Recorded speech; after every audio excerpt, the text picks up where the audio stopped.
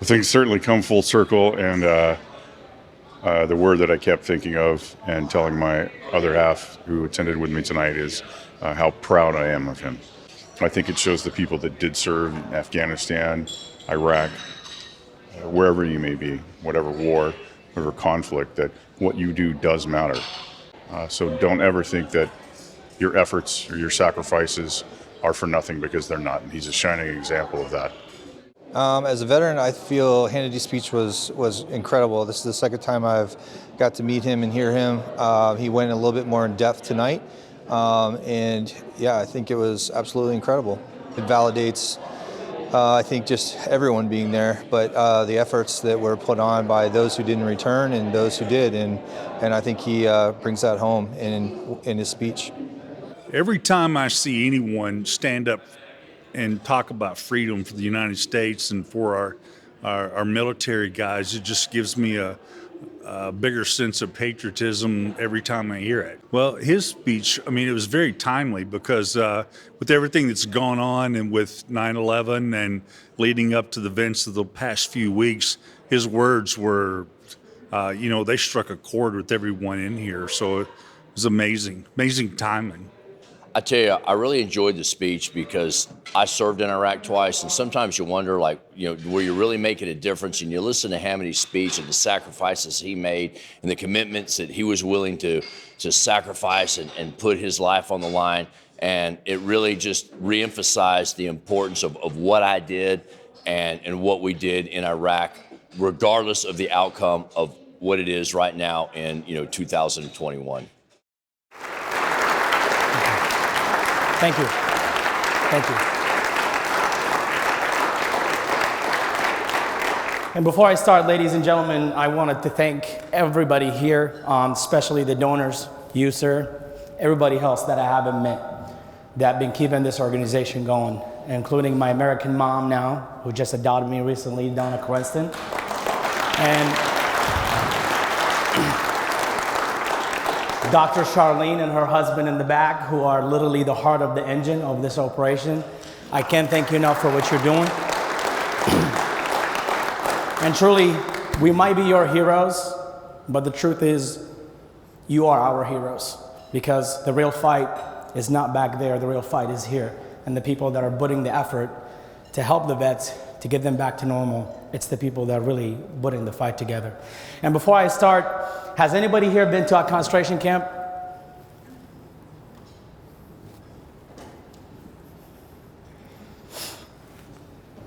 I have. Ladies and gentlemen, the person standing in front of you today, once upon a time, was a sheep. A sheep usually that has no opinion, no option whatsoever. It get led to a slaughterhouse. My life started at a war-torn country controlled by a horrific dictator. A dictator that knew no mercy. His name was Saddam Hussein. And I was surrounded by nothing but fear. The fear of running to the wrong people, the fear of running to the wrong people with power, the fear of running to someone with power that could just end your life in seconds. My life started in Baghdad. I was leaving middle school at age 12 years old. And I was walking home as a second-class citizen just to walk home and get to home from school. And once I got stopped by a regime member with 2 guards, and I was asked the question, do you have any money in your pocket? My answer was no, and I kept going. It was a common thing in our country that they would ask you something and they'll take what's in your pocket, and usually you just give in and walk away. I kept walking away, and then he stopped me, searched me, and he found money that was in my pocket. It was about 500 dinars, which equal absolutely nothing in American dollars, maybe $5 or so. I was putting that money together to buy myself a new shoe. That was the goal. During a time of sanction, life was really hard, and I wanted just to get myself a new shoes. And when he searched me and he found the money, he got mad. And the 6-foot-tall officer was a lot bigger, stronger than me, and he slapped me really hard and dropped me to the ground. When I went down to the ground, I lost myself. I cursed him. And when I cursed him, this was a big deal in our culture. He grabbed me and he threw me in the back of that truck with 2 guards on my side. And the car started driving. And I will never forget the conversation between one of the older guards who were sitting to my left side and him. And he said, He's just a kid. You took his money. You got his money. Kick him in the butt and just let him go home. He's just a kid. And his answer was shocking. He told him, if you keep talking, I'm going to throw you, or I'm throwing him tonight. And I kept the cars, kept driving and driving until it got to a place called the Ministry of Interior. It's a place where no normal Iraqi citizens have been.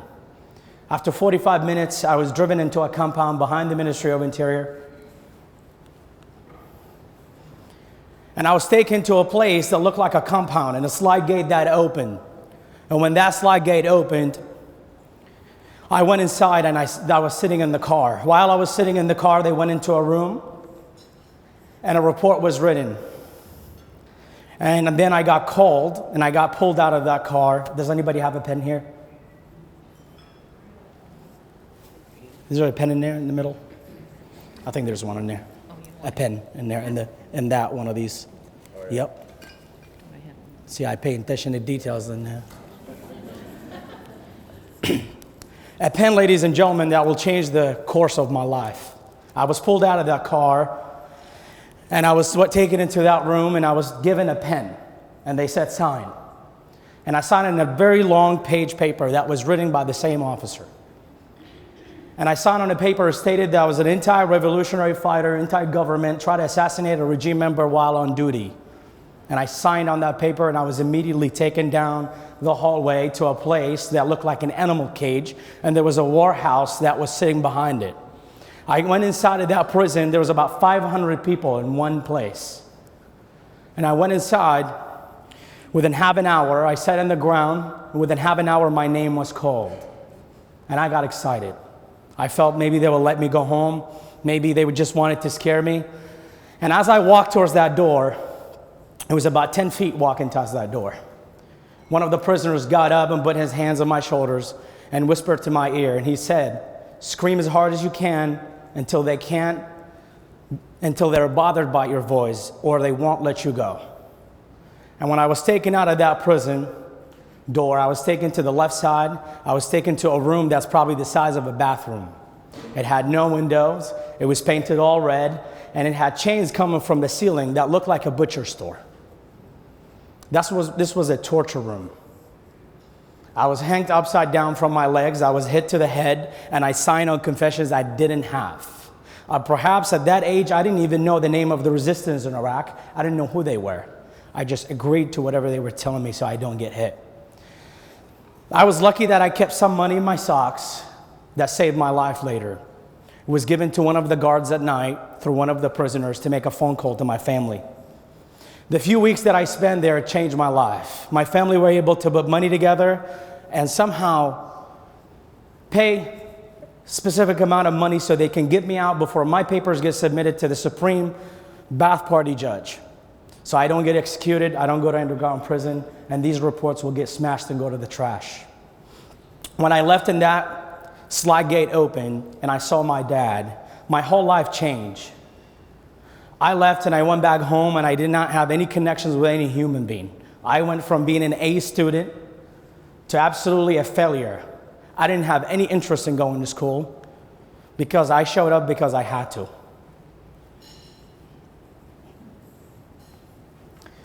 And I stayed inside of the house, never left, didn't have interest in going to school until one day I opened my front door in front of my house and I see an American soldier standing there.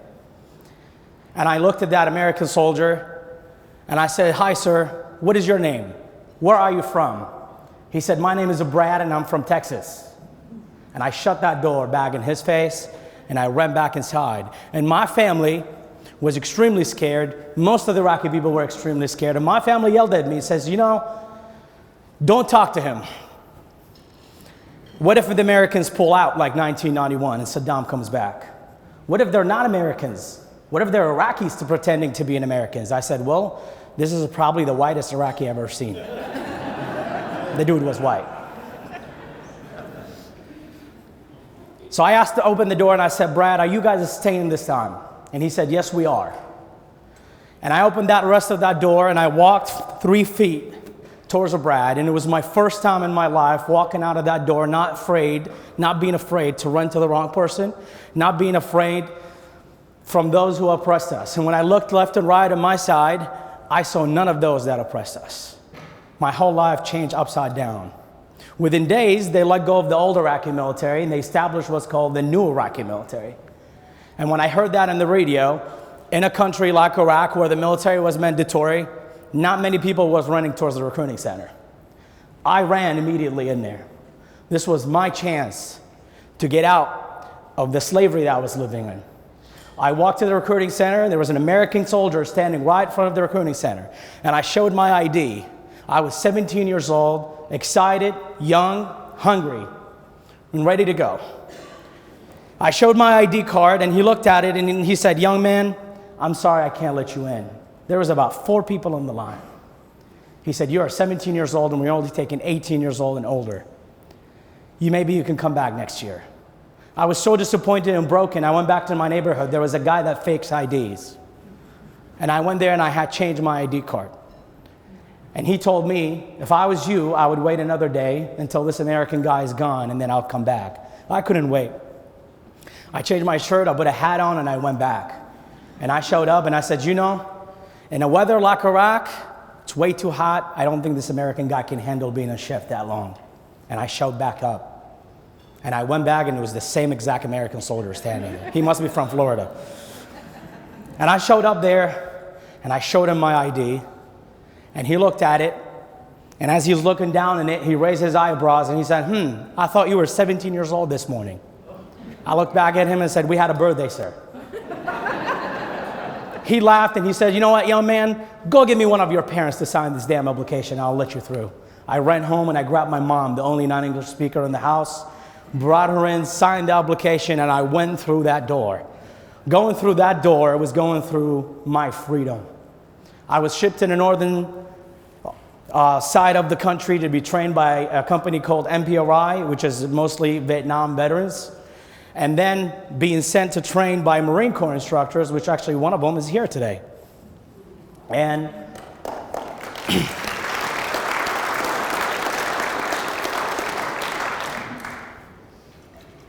yeah. I'm trying to go back. I was soldier number 19 that got recruited in Baghdad to go towards that training. When I got there, training was hard. They trained us PT twice a day. They fed us better than what most of our families fed us. And they were preparing us to the biggest fight of our lives. Those American Vietnam veterans and the Marine instructors were there to prepare us for what was coming after that year. We spent our training, and immediately the 1st Iraqi Division was sent to participate in the Anbar province, which is called Fallujah and Hamody. And some of us were sent to Baghdad to what's called Haifa Street, the most dangerous 2 miles in the world at that time. Our job was to go to the Iraqi recruiting center, make sure that we get as many recruits as possible to build this little small army and build it to fight radicals, Al-Qaeda, members of the Ba'ath Party. And we ran there and we went to that recruiting center in Baghdad, and the road of death called Haifa Street was about 2 miles outside of that road. When I got there was a car bomb blowing up every single day in that checkpoint. At night, they will attack the gate. We slept right behind the gate to disturb us, to break us mentally, and to make sure that no recruits walk through the gate. And every single day was a battle trying to get people inside to join the Iraqi military and get it bigger and bigger. Until one day, my commander called me to his office, and myself and a young lieutenant of 24 years old said, "You're going to Haifa Street and you're going to pick up dead bodies of new Iraqi recruits who've just filled an application. They were pulled out of the public transportation and they were shot in the head and left in the middle of Haifa Street. Go pick them up, put them in your truck, and take them to the morgue where their families can go take them." Me and the 24-year-old lieutenant got on the car with the 29 soldiers, and we drove down Haifa Street. Driving down that road, I will never forget it to this day. It was the most quietest day in Haifa Street. You can drop a pin and you can hear it. There was no single human being in that road.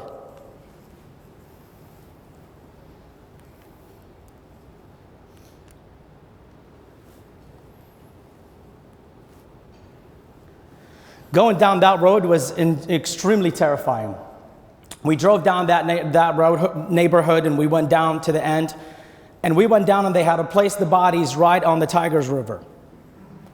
And it was under a bridge, and it was really in a low ground area facing a lot of high buildings.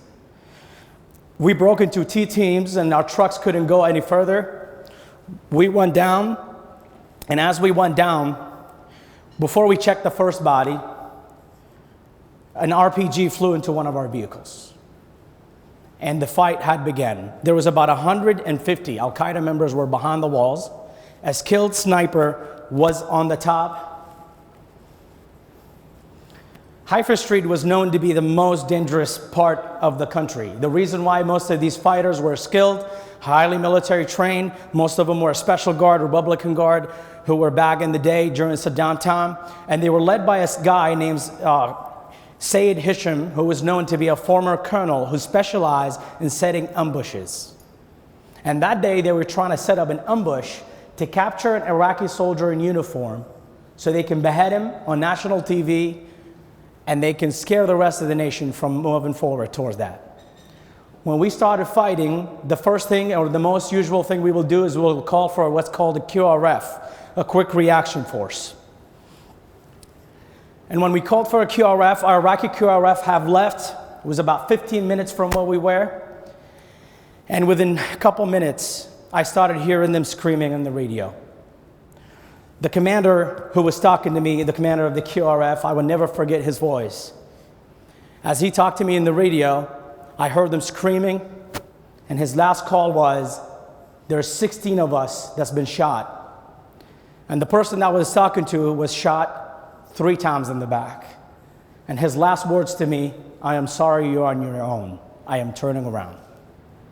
They have a blocked Haifa Street.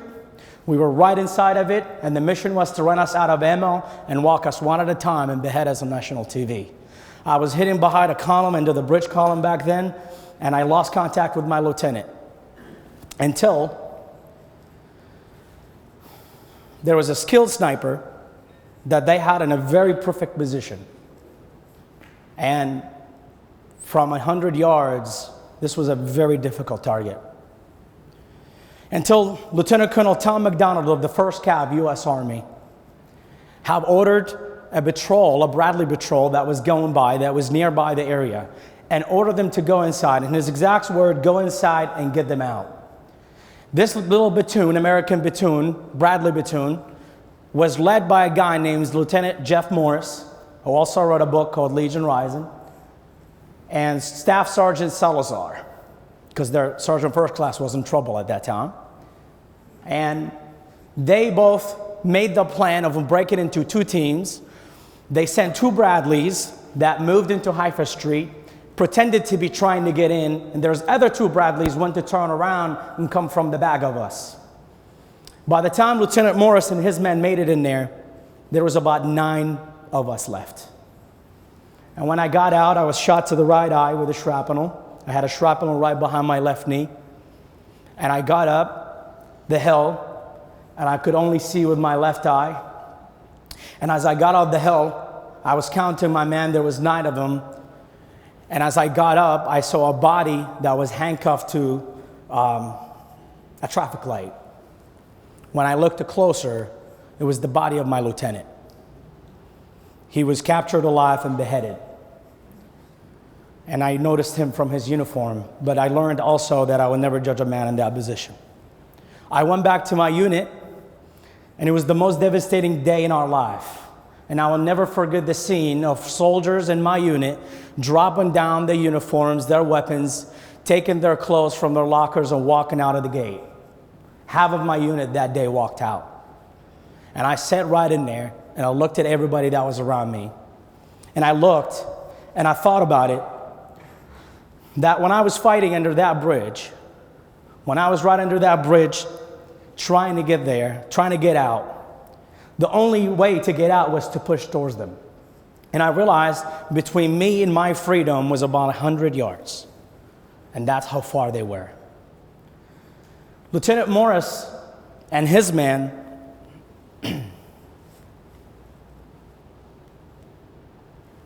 This is the one only vehicle that was left in my convoy that was not smashed and destroyed. Lieutenant Morris told me that I was going to destroy it and step on it so they don't use it as a car bomb.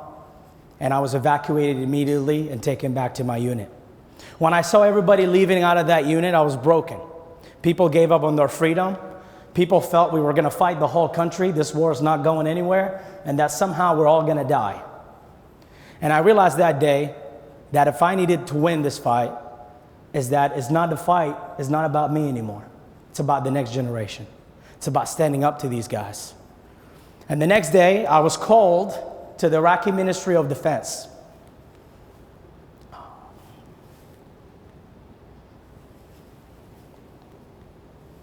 These are the men that were the heroes that day. These are the men that got us out. And there's a 34 men in this picture. There's 27 Purple Hearts. And there's 1 Bronze Star with Valor. And there's 3 Army Commendation. Those men were the real heroes that day. Those men are probably the reason that I'm standing here today. And unfortunately, Staff Sergeant Salazar passed away 2 weeks ago. And I never got a chance to meet him and say thank you in person. The next day I was called to the Iraqi Ministry of Defense, and I was received what's called a battlefield promotion. Usually, a rank like that is for someone who's about 25 or 30 years older than me. I was promoted to a command sergeant major in the Iraqi military. And I was somehow supposed to go back to my unit, talk to men who are completely defeated, did not have enough firepower, completely and mentally broken, and somehow convince them that they were going to win the war. And my exact words to them, when I saw them, I didn't have much to say to them. All I told them is, 20 years from now, you'll find out why we're fighting. And we figured out a way to get back to Haifa Street and operate again and again. There was a Special Forces officer, American Special Forces officer named by Major Wise. He requested that I come to the Iraqi MOD and become the NCOIC, become the Command Sergeant Major of the Iraqi Ministry of Defense. I went there and my job was to protect a building and a checkpoint. And my job was to protect about 50 American advisors who would come into the building every single day. And there's about 2,000 Iraqi to 3,000 Iraqi employees that will come through every single day from 9 to 5. The building was the equivalent of the Pentagon. It was huge, but it was not in the green zone. It was in the red zone. And the Americans would actually cross from right next to it to this place. Their job is to work there from 9 to 5. My only job was to protect them and make sure they get out of the building on time and make sure they're safe. And I thought, this is not as bad as I thought. And as I walked in there, I was escorted by a U.S. Marine who was walking me around the building, showing me the towers, all the protection that I need to do. And I walked at every single face in that MOD, and I saw most of the generals from Saddam time were in there. And I sat in that corner and I laughed. And I said, the Americans want me to protect the building from the enemy in the outside, but the enemy was already inside of it. And I sat there and I looked at that situation and I thought I got out of Haifa Street. I got out of a really hot mess, but here I am. My job was to protect a few American advisors. Every American advisor would leave that building around 4 p.m. There was only 4 American personnel who were allowed to stay in overnight. There were 4 intelligence officers whose job to brief General Casey every single morning and to work in the Iraqi Operations Center. So my job was to evacuate these Americans in any danger. Things were changing in Iraq so fast that most of these terrorist organizations figured out that the Americans were not inventable as they thought. In Iraq, we didn't have a digital database, so they didn't know who's who. So most of these terrorists formed a political party and ran for office. And the next thing we got was a new Minister of Defense who was from the Anbar province. For those who don't know, the Anbar province is where Fallujah, Hamody, it's where 1,200 Marines had died. And when we received the minister, he showed up on the first day with 200 men. Most of them are military age. Not to remind me, 98% of people in that province were fighting against the U.S. We received 200 men who were military age, had dark elbows, which tells you they've been using the gun a lot, but definitely not in the U.S. interest. And there was a person among these 200 men that started walking through the whole entire building.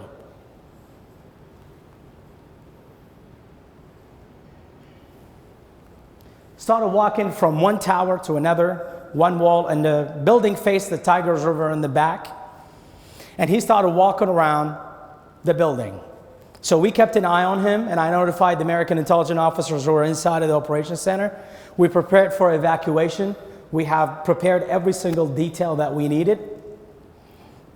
And his only job was to escort this Minister of Defense as he comes to the office, and when he leaves, they leave with him. And one day, around 11 o'clock at night, this individual showed up in the ministry, and it was not a usual time. He showed up with about 150 of them, drove inside of the Hamody without the minister, and I got a call on the radio from my soldiers, and they said he's in, fully armed, with all his men, he's going inside of the building. I had about 4 Americans that I had to get out who were working there overnight. So I ran, and my first job was to pick up my body armor, my Kevlar, and run inside with about 11 of my men to evacuate the 4 Americans. And as I was taking those 4 Americans to walk them back to the green zone towards the U.S. place, I got another call on the radio. 2 of my soldiers were in the 2nd floor, and they notified me the following. All the locks to the 2nd floor has been broken. There's an American officer sitting here in the 2nd floor.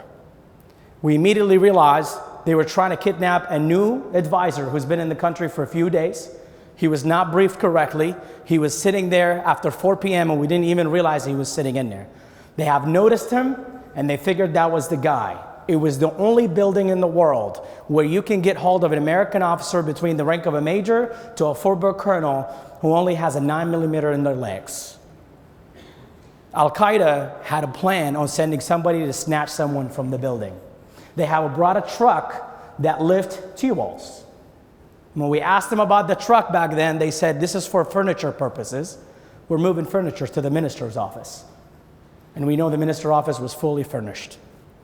As we got to the 2nd floor, I walked in there myself personally, and I looked at the American officer, and I said, do you want to go home? And he said, I'm not done yet. I said, do you want to go home to the U.S.? He said, yes. I said, you better get out now.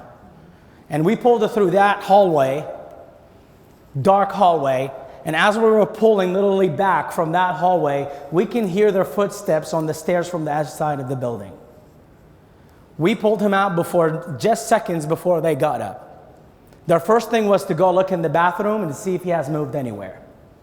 They have prepared everything according to plan, 99% successful operation. The only problem is they didn't realize they were being watched. As I pulled that American officer, I got him always about halfway, and I said, run, keep running. Immediately, I made a phone call to the intelligence officer in charge, Colonel John Burke, and I made that phone call, and I told him the following. And he said, I'm calling the commander of U.S. troops in Iraq immediately. General Casey immediately ordered all American advisors to evacuate out of the Hamody for 72 hours. It was the first time in history, the U.S. military have to figure out how to operate among their enemy, working in the same compound. 72 hours, every American was kept in the outside. I received another call from an intelligence officer named Jason Failer, and I was told to leave the MOD. There will be a convoy that will pick me up, and I will go to a secure location to meet with some intelligence officers. I had no idea who they were. I went out of the MOD, I went to the green zone, and I had 3 SUVs with people wearing civilian clothes, body armor, guns. I didn't know who they were, and they pulled out of the car, and they said, get in the car. And they took me to a secure location, and there was a female and 2 men. And the female introduced herself as an agent of OGA. The other man was a Marine Corps intelligence officer, and the third person was a Defense Intelligence Agency agent. I sat in there, and they said, do you want to work for us? And I looked back at them. I said, well, beside being in charge of the most dangerous building in the world, I don't know how many side jobs I can do. And they said, do you want to work for us? And I said, he's in the building. Sabah Delamy's in the building. He's attempting to kidnap an American officer. Go detain him right now. This is all you can do. They said, if you can work for us, you will work for a better goal. I said, if you guys are not going to detain him, I'm going to go there, pull my gun, and I'm going to shoot him. And they said, please don't. Well, they explained to me that these are the officers who were operating in the Anbar province, where exactly Sabah Delamy and his men had came from. In the fight, the Marines were heavily engaged. 1,200 Marines were dead in that area, and that there was no intelligence leads, howsoever, in that area. They did not want to touch Sabah Delamy until he gets back where he was coming from to see where exactly in the Anbar province he was located. And they asked me to go back to the MOD and find out as more information about them. So there was an Iraqi girl that I knew who worked in the Iraqi Personnel Department where they made their Iraqi MOD card. And the goal was, once they kidnap an American officer from the building, they have the Iraqi Ministry of Defense ID card, they will drive in a convoy all the way down to the Anbar province, driving literally through American checkpoints, and they will never be stopped to search. Their plans were 100% done. I went there and I got copies of their ID cards. And what they provide in those ID cards is first name, last name, tribal name, and they also provide fingerprint. The American intelligence at the time had a database of 5,000 names. These were the most dangerous operatives in Saddam government. They have obtained it from the old government, and they took Sabah Delamy fingerprint and they matched it, and it came back. Sabah Delamy was a member of a Fedayeen. He was a suicide, what's called Saddam suicide fighters. Sabah was not just an Al-Qaeda operative, he was a former officer. He was on the rank of a major among Al-Fedayeen. And I was told immediately to keep an eye on him until he gets out of the building to go to the Anbar province. Sabah and his men switched shifts every 3 weeks. They went back to the Anbar province, got on a convoy and drove away. And within 3 days, they got on the car and they drove away, and I made my phone call. At that time, I was not aware of any US technology. I asked too many questions. He's leaving the building, why aren't you guys doing anything? And I felt at that point I was hopeless, that the Americans weren't really gonna do anything. And I could have just shot the guy and ended it. He left the building. They followed him all the way down to the Anbar province. He pulled to Garma Fallujah in a farm, in a nice house, nice villa, and they dropped a team right on top of him, and they went searching in the house for Sabah and his man. He had about a few guys with him, with his entourage around him. They went into the house and they searched, and they found nothing. There was no sign of Sabah in that room, in that house, until they moved one of the beds and they found a door that goes to the bottom. The door actually went to 2 metal containers that were buried under the ground. It had an AC system, ventilation ran to it. Inside of it, there was 25 foreign fighters from Saudi Arabia, Yemen. These are very strict Al-Qaeda fighters who were fighting against the Marines up in the Anbar province in Garma. This is what their containers look like. They have ran AC, and right behind it, they had a football field full of cache, mortar rounds, artillery rounds, which is exactly what you used in the car bombs, IEDs, everything.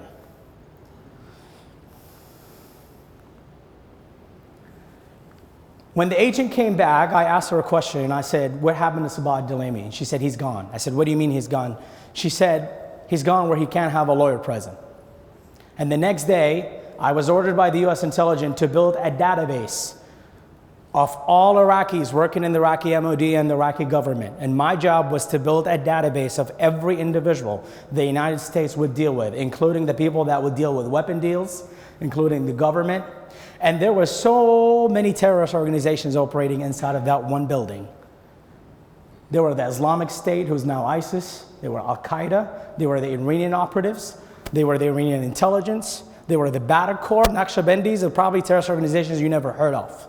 But our only focus was on the top terrorist organizations. It was the Islamic State, Al-Qaeda, the Mahdi militia, and the Iranian intelligence operatives. And I built that database, and my job was to build one file at a time and provide it to the US intelligence. And build that database because Iraq did not have a digital database. You couldn't really look who is who in that building. And we had a guy that made our #1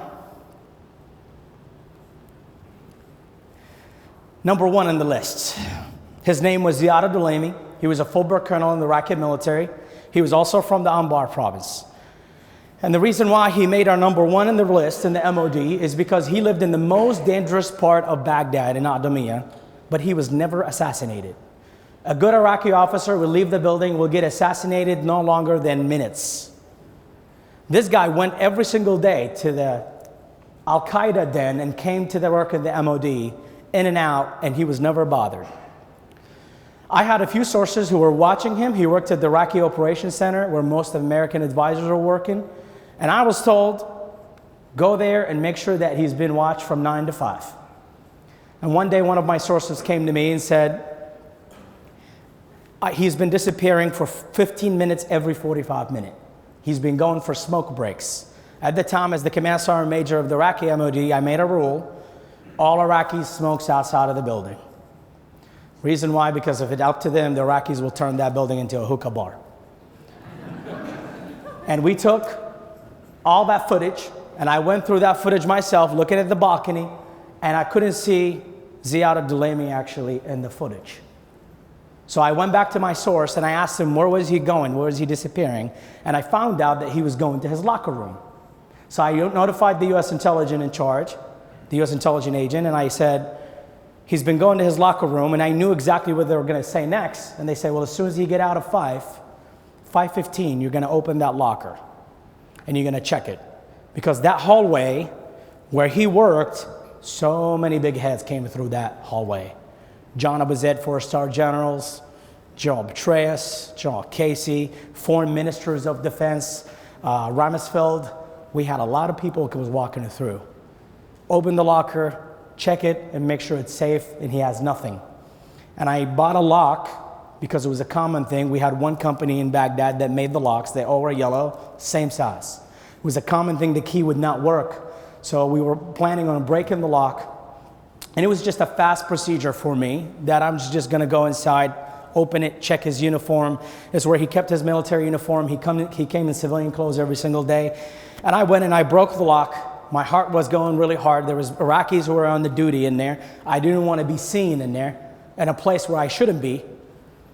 And I opened the lock and I saw his uniform. It was the usual. I checked every single pocket and there was nothing. It was empty. And as I moved his uniform, there was a bag right behind his uniform. And the first thing I thought in my head, as an intelligence agent always says, pay attention to details. I said I knew I have to check the bag because they would ask me. So I took the bag, I threw it in the ground, and I opened it. And the first thing I saw, it was a smashed tobacco. It was a lot of cigarettes that was smashed in the middle. When I opened it a little more, there was a suicide belt that was built right around his military belt. It was full of C4. And what it looked like, he brought small amounts every single day in the cigarettes box. And he walked him through pedestrian. And there was a company and a factory that actually did it for him. So even if you have opened that cigarettes box, you will look, it's just nothing but cigarettes. But if you have moved the cigarettes out, you would have noticed the cigarettes are not long enough. And he had built a suicide belt that was about 75% done and had a detonator in it. At that moment, I immediately hit the emergency button. I evacuated the 4 Americans on duty, and the whole building, everybody on duty saw where I was. And I walked him out to an EOD specialist, handed to them, and I went back to the building, and the U.S. intelligence said, get your stuff, you need to get out of the building. They know who you are. And I said, I'm not going anywhere. I'm not leaving my job. This is what I am doing. I don't leave out of the building. This is where I am. And I was going to die anyway. The war, it's 5 years of the surge. I was going to die anyway. I wasn't going to make it. I don't go home. I'm going to be here with my soldiers. And I made the biggest mistake of my life. I stayed for a few months in front of the enemy that knew exactly who I was. And I had one of my team members, who was also one of my sources, who worked for me in the building, came to me one day and said, I want to go home. I haven't seen my kids in months. So I have made them badges to go through different checkpoints to make sure they don't leave from the same place every single day. And he left with little toys that they bought for him, American soldiers bought for him from the PX to his kids. And when he left the building, after 14 minutes, he was assassinated, shot in the head with 2 bullets. That day, I realized This was a message for me, that no matter how strong the war would go, that somehow I wasn't going to win this war. Somehow, if I leave that building, I will take all the danger away with me. That I would leave and I am the only target that is wanted. And I will let the others live at least. I immediately packed my stuff and I got out of the building. And I was broken because it was my career, it was my life, it was everything that I knew. I wanted to be in that fight more than anybody else. But I knew I've caused enough damage. And they have put their focus on me, and I don't want more people to die because of me. And I left that building and I told my soldiers, I'll be back in 5 minutes. I went to a secure location in the gray zone, and I sat there waiting to get my American papers to leave out of the country. And the only thing that has left from my time,